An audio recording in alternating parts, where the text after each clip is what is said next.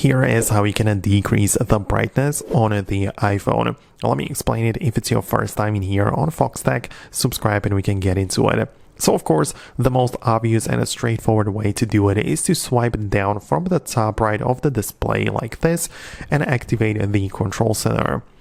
A couple of things you can control, and this one right there, the the brightness slider is right here, so you can control it like that to increase and decrease the brightness.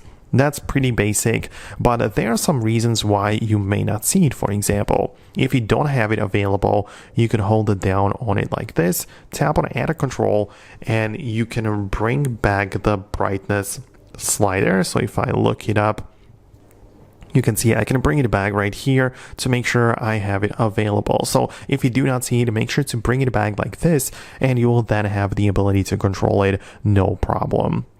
The other way you can control the brightness would be by going to the settings, tapping the accessibility, and part of the display and the text size.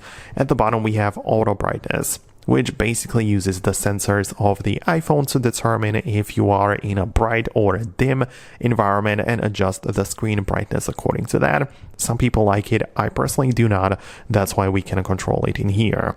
And above that, we also have reduce white point, which is interesting because it's supposed to decrease and reduce intensity of bright colors. But in real time, like if I turn it on, you can see that it also lowers down the brightness, but it doesn't affect the brightness in the control center. So it is like a separate thing which you can use. A lot of people use it to make the goal brightness go even below the minimum point. So using this, you can make it go even darker. So these are all of the ways how we can decrease the brightness on the iPhone. Let me know if that is the thing that you are looking for. Hit the thumbs up and subscribe for more explanation videos like this one, and I'll talk to you then.